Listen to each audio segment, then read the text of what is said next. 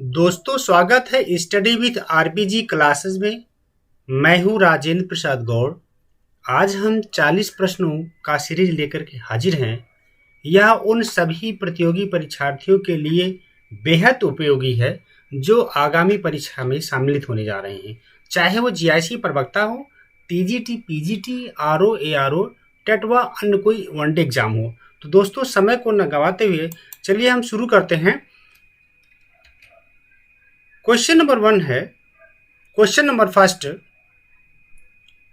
कौन सा महाद्वीप मानव जाति का जन्म स्थल कहलाता है?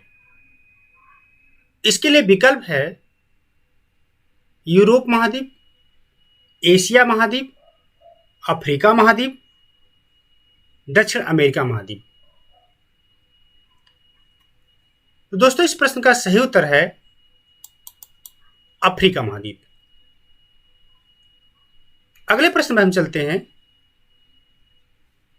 एस्पेरांटो क्या है? इसके लिए विकल्प है यह एक खेल का नाम है, लैटिन अमेरिका का सर्वोच्च पर्वत एक जनजाति का नाम है, या विश्व भाषा के रूप में कार्य करने के लिए बनाई गई एक कृत्रिम भाषा है। तो दोस्तों, इस प्रश्न का सही उत्तर है यह विश्व के रूप में कार्य करने के लिए बनाई गई एक कृत्रिम भाषा है। तो दोस्तों, अगले प्रश्न पर चलते हैं। अगला प्रश्न है, टोक्यो ओलंपिक 2021 में सबसे ज्यादा पदक किस देश ने जीता? हालांकि ये जो ओलंपिक गेम 2021 में हुआ है या 2020 के लिए प्रस्तावित था, लेकिन कोरोना संकट के कारण के नाते यह गेम 2021 में संपन्न हुआ। तो दोस्तों, इसके लिए विकल्प है अमेरिका ने, चीन ने, भारत ने या जापान ने। तो दोस्तों, इस प्रश्न का सही उत्तर है अमेरिका ने। अगला प्रश्न है, सामान्यतः मानव की आंखें कितनी डिग्री पर देख सकती हैं? इसके लिए विकल्प है 360 डिग्री पर, 180 डिग्री पर, 90 डिग्री पर, 150 डिग्री पर। तो दोस्तों, इस प्रश्न का सही उत्तर है 150 डिग्री पर। अगला प्रश्न है, कोरोना वायरस के चलते भारत में सबसे पहले पूर्ण कर्फ्यू किस राज्य में लगा था? इसके लिए विकल्प है महाराष्ट्र में, उत्तर प्रदेश में, पंजाब में, हरियाणा में। तो दोस्तों, इस प्रश्न का सही उत्तर है पंजाब में। हमारा अगला प्रश्न है, मानव शरीर में पाचन का अधिकांश हिस्सा किस अंग में संपन्न होता है? इसके लिए विकल्प है बड़ी आंत में, छोटी आंत में, पैंक्रियाज में, अमाशय में। तो दोस्तों, इस प्रश्न का सही उत्तर होगा छोटी आंत में। हमारा अगला प्रश्न है, सिंधु सभ्यता के अधिकांश निवासी किस प्रजाति के थे? विकल्प है प्रोटो ऑस्ट्रेलॉयड, निग्रिटो, भूमध्य सागरी, मंगोलियाड। तो दोस्तों, इस प्रश्न का सही उत्तर है भूमध्य सागरीय प्रजाति के थे। अगला प्रश्न है, यह भी सिंधु सभ्यता पर ही आधारित प्रश्न है। सिंधु सभ्यता से प्रसिद्ध पशुपति अर्थात शिव के अंकन का मुहर कहां से प्राप्त हुआ था? इसके लिए विकल्प है हड़प्पा से, मोहनजोदड़ो से, लोथल से, कालीबंगा से। तो दोस्तों, इस प्रश्न का सही उत्तर है मोहनजोदड़ो से। अगला प्रश्न, एस्किमो कहां की मूल निवासी है? विकल्प है कनाडा की, मंगोलिया की, अंडमान तथा निकोबार द्वीप समूह की, ग्रीनलैंड की। तो दोस्तों, इस प्रश्न का सही उत्तर है कनाडा की, यानी एस्किमो कनाडा की मूल निवासी है। अगला प्रश्न है, मृदा विक्षालन की बड़ी समस्या है। देखिए, आप विक्षालन शब्द सुन करके इसमें कंफ्यूज मत होइएगा, इसको आप अपवर्तन से समझ लीजिएगा। मृदा विक्षालन की बड़ी समस्या कहां होती है? तो इसके लिए विकल्प है अफ्रीका के सवाना घास मैदान में, ऑस्ट्रेलिया डाउन्स में, उष्णकटिबंधीय वर्षा वन में प्रदेश में, इनमें से कोई नहीं। तो दोस्तों इस प्रश्न के लिए सही उत्तर है उष्णकटिबंधीय वर्षा वन के प्रदेशों में। चूंकि यहाँ पर भारी मात्रा में वर्षा होती रहती है, इसलिए यहाँ पर मृदा विचलन की समस्या हमेशा बनी रहती है। हमारा अगला प्रश्न है, टेरा रोसा का प्रारंभिक विकास उस भूभाग में होता है जहां, इसके लिए विकल्प है बलुआ पत्थर हो, ग्रेनाइट पत्थर हो, चूना पत्थर हो, साइनाइट होता हो। तो दोस्तों इस प्रश्न के लिए सही उत्तर है चूना पत्थर हो।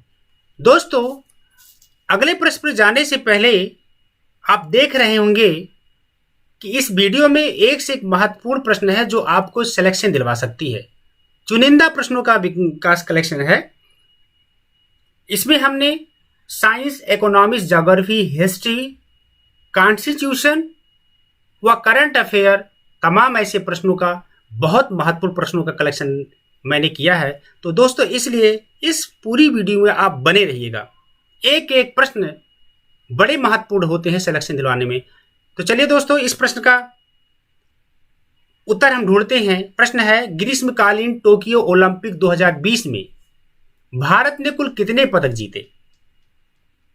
विकल्प है 10, 7, 12 या 1। तो दोस्तों इस प्रश्न का सही उत्तर है 7। हाल ही में यह ओलंपिक प्रतियोगिता संपन्न हुई है और इसमें प्रतियोगी परीक्षा के लिए यह बेहद उपयोगी है। बड़ा इंपॉर्टेंट है जानना कि भारत ने कितने पदक जीते हैं। कुल 7 पदक जीते हैं, 1 गोल्ड पदक जीता है, 2 सिल्वर जीता और 4 कांस्य पदक जीता है। चलिए दोस्तों अगले प्रश्न पर चलते हैं। अगला प्रश्न है, नैनार कौन थे? यह हिस्ट्री का प्रश्न है। इसके लिए विकल्प है वो वैष्णव थे, शैव धर्मावलंबी थे, बौद्ध धर्मावलंबी थे, जैन धर्मावलंबी थे। तो दोस्तों इस प्रश्न के लिए सही उत्तर है, हालांकि दोस्तों इस प्रश्न में गलत विकल्प लगा हुआ है। इसका सही उत्तर होना चाहिए शैव धर्मावलंबी। यानी जो नैनार होते हैं वो शैव धर्मावलंबी होते हैं। अगले प्रश्न में हम चलते हैं। लघु अवधि, ये इकोनॉमिक्स का क्वेश्चन है। लघु अवधि ऋण की अवधि कितनी होती है? इसके लिए विकल्प है 1 से 3 वर्ष, अधिकतम 15 माह, 2 से 5 वर्ष, 1 से 2 वर्ष। तो दोस्तों इस प्रश्न का सही उत्तर है अधिकतम 15 माह। यानी जो शॉर्ट टाइम के लिए ऋण लिया जाता है उसके लिए मिनिमम अवधि होती है अधिकतम 15 माह। दोस्तों अगला प्रश्न है, विश्व में सर्वाधिक बोली जाने वाली भाषा कौन सी है? विकल्प है अंग्रेजी, मंदारिन, हिंदी, स्पेनी। तो दोस्तों इस प्रश्न का सही उत्तर है मंदारिन।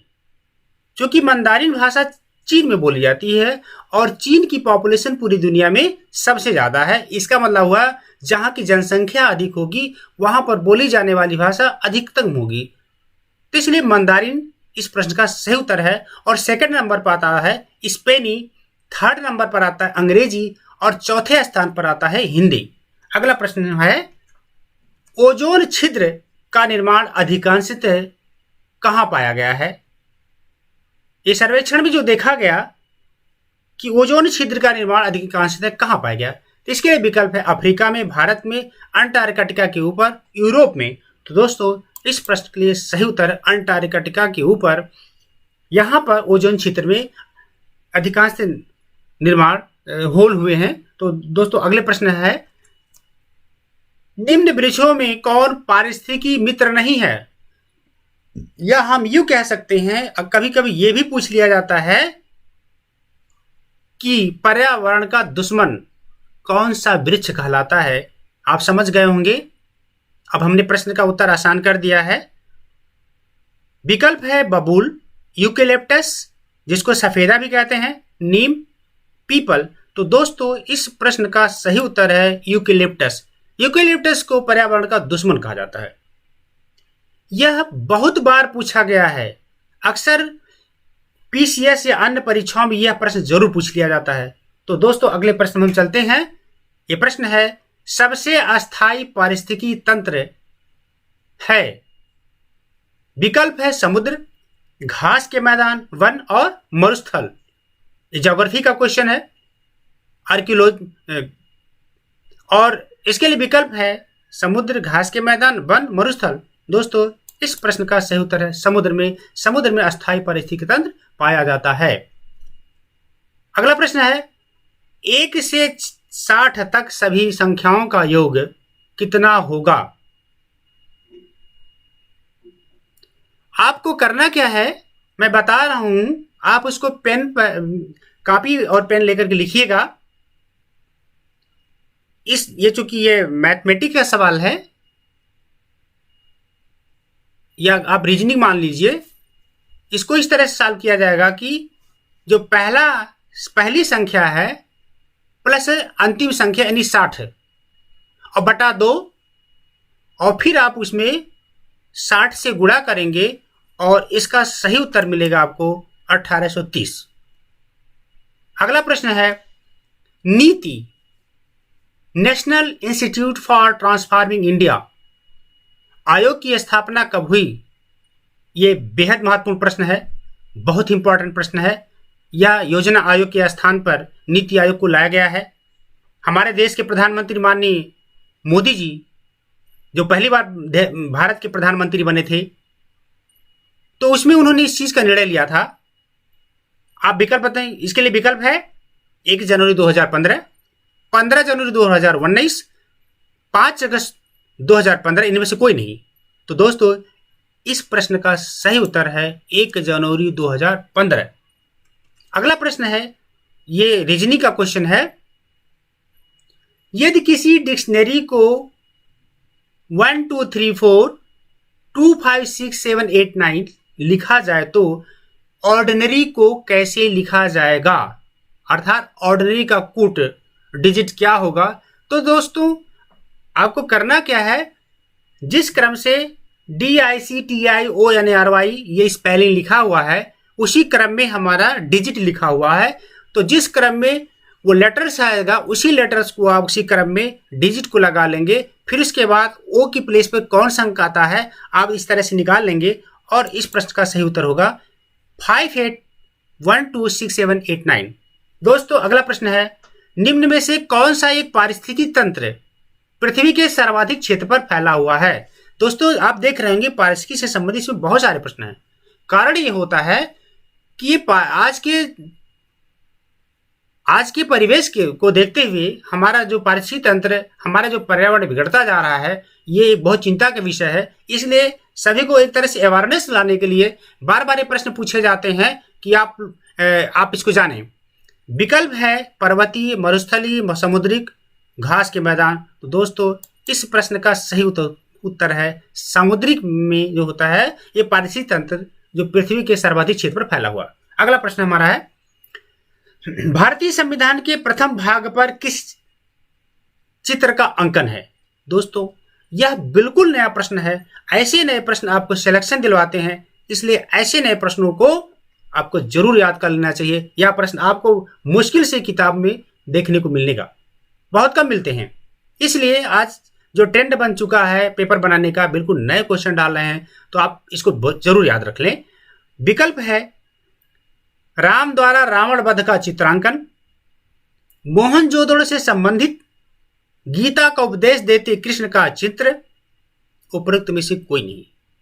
तो दोस्तों हमारे भारतीय संविधान के प्रथम भाग पर आप जानते हैं हमारे भारतीय संविधान में 22 भाग हैं और प्रत्येक भाग पर एक निश्चित चित्र बनाए गए हैं।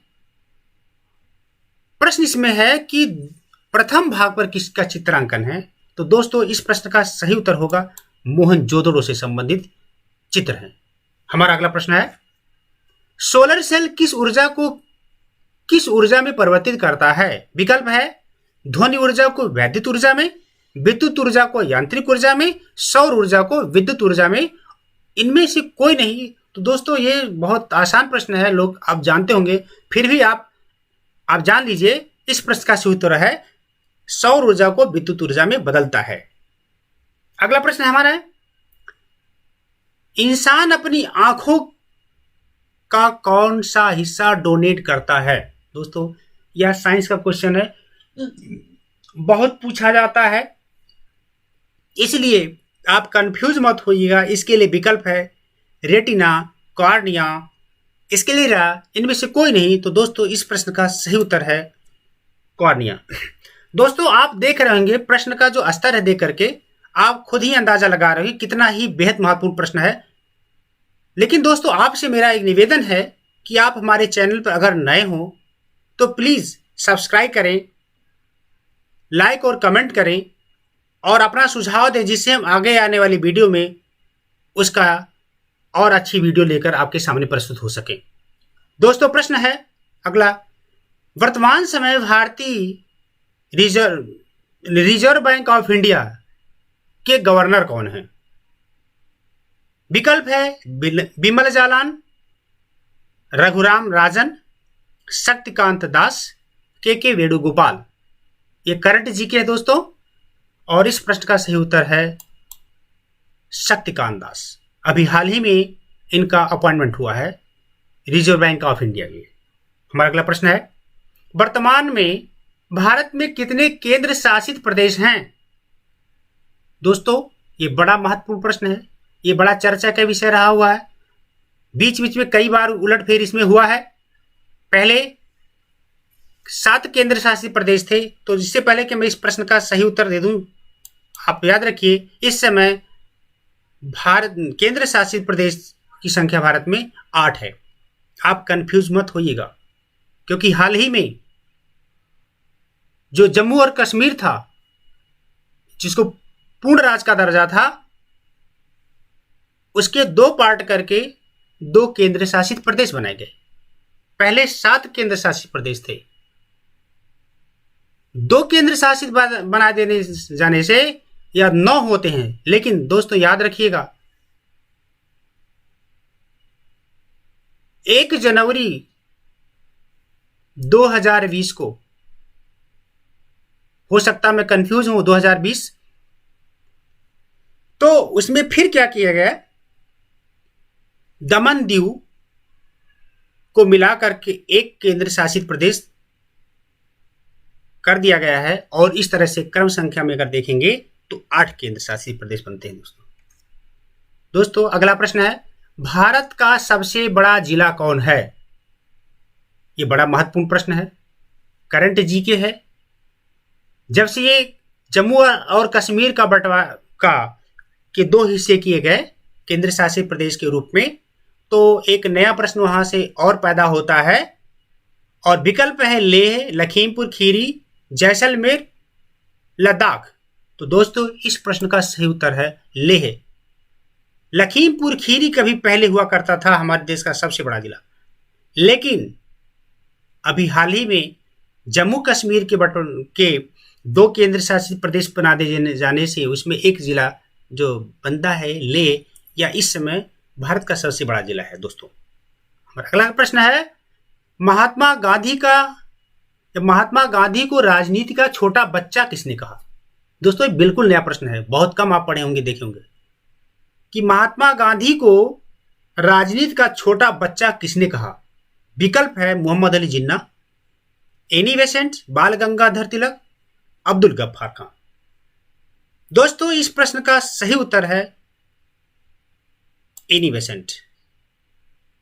ज्यादा लोग भ्रम खा करके मोहम्मद अली जिन्ना को लगाएंगे, लेकिन याद रखिएगा महात्मा गांधी को राजनीति का छोटा बच्चा एनी बेसेंट ने कहा था।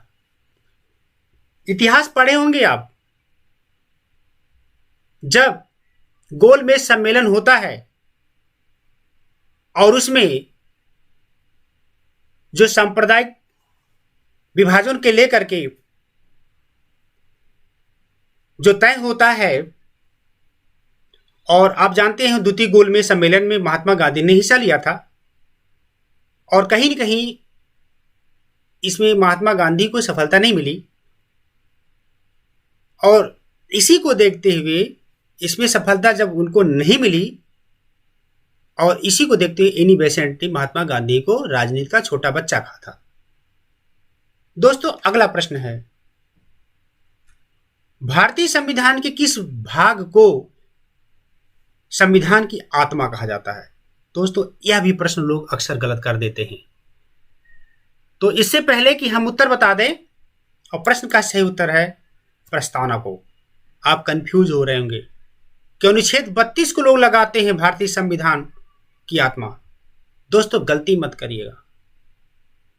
डॉक्टर भीमराव अंबेडकर ने अनुच्छेद 32 को यानी पर्सनली उसको भारतीय संविधान की आत्मा का, कि जो शोषण के विरुद्ध अधिकार होता है, जो अनुच्छेद 32 है, इसी को हम भारतीय संविधान की आत्मा कहेंगे। लेकिन अर्थात मेरे कहने का मतलब है प्रस्तावना को भारतीय संविधान की आत्मा जाता है। आप गलती मत करिएगा, गलती करके अनुच्छेद 32 मत लगा दिएगा। जब पूछेगा कि डॉक्टर भीमराव अंबेडकर ने भारतीय संविधान की किस भाग को आत्मा कहा था, तो आप अनुच्छेद 32 लगाइएगा। चलिए दोस्तों अगले प्रश्न पर चलते हैं।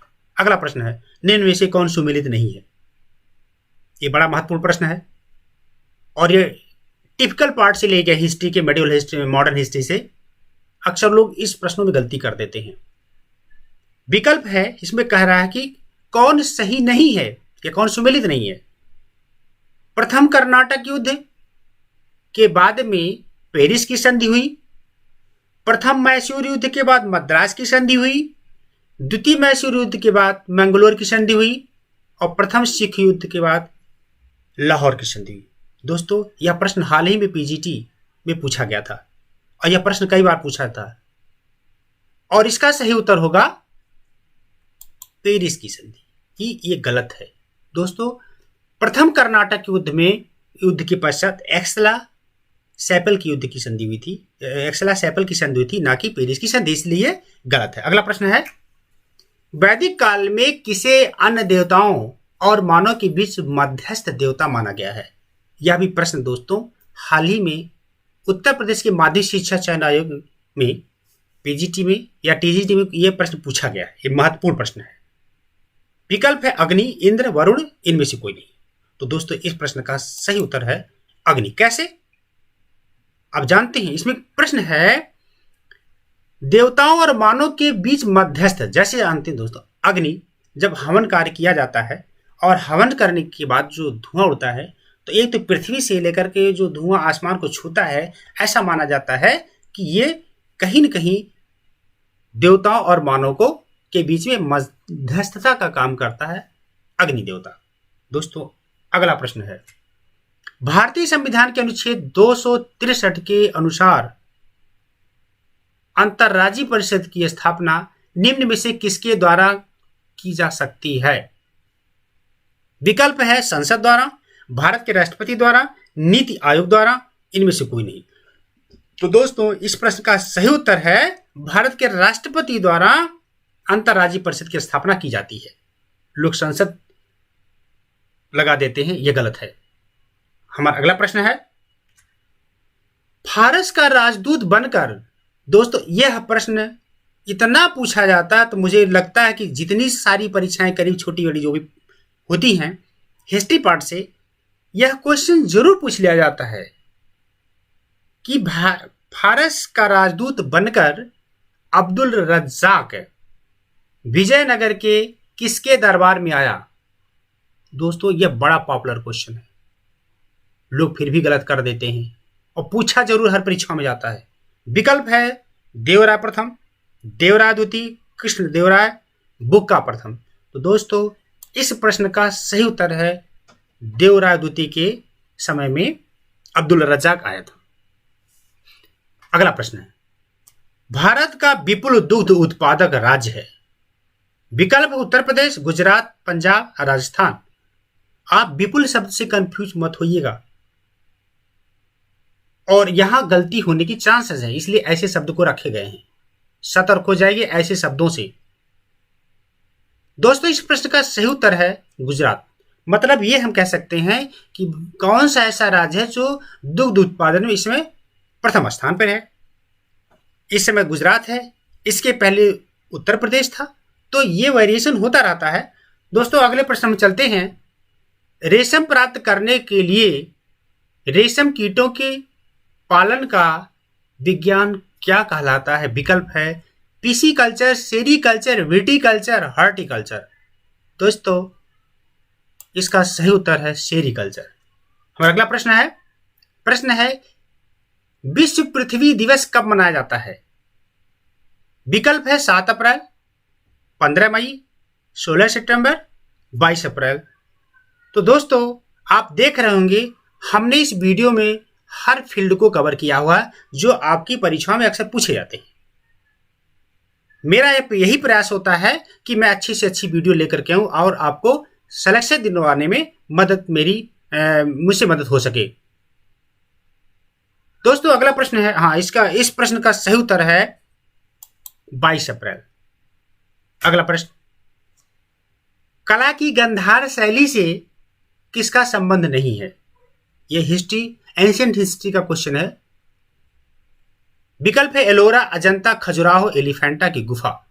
दोस्तों इस प्रश्न का सही उत्तर खजुराहो, चूंकि खजुराहो जो था यह जैन धर्म से संबंधित था। अगला प्रश्न, टेनिस में ग्रैंड स्लैम जीतने के लिए खिलाड़ी को निम्न में से कौन सा एक टूर्नामेंट समूह जीतना आवश्यक है? मतलब टेनिस ग्रैंड स्लैम के अपने क्रम हैं, उस क्रम से जीतने होते हैं और उसी क्रम को हमें लगाना है। पहले विकल्प में है पहले Australia open, Wimbledon open, French open, US open. दूसरा विकल्प है Wimbledon, French open, US open. Third विकल्प है विंबलडन, फ्रेंच ओपन, पेगस ओपन, यूएस ओपन। इनमें से कोई नहीं। दोस्तों इस प्रश्न का सही उत्तर होगा ऑस्ट्रेलिया ओपन के बाद में विंबलडन होता है और विंबलडन ग्रैंड स्लैम के बाद में फ्रेंच ओपन होता है और उसके पश्चात यूएस ओपन होता है। दोस्तों अगले प्रश्न चलते हैं। दोस्तों इस प्रकार से हमारे 40 प्रश्नों का सीरीज खत्म होता है। बहुत बहुत धन्यवाद इस आपको वीडियो को देखने के लिए। एक बार पुनः मैं आपसे निवेदन करता हूं कि जो हमारे चैनल पर नए हो प्लीज सब्सक्राइब करें, लाइक, शेयर और कमेंट जरूर करें और हमें इस अपनी कमेंट के माध्यम से सुझाव दें जो हमें और इसमें और बेहतर करने की गुंजाइश हो। Thanks for watching. जय हिंद, जय भारत।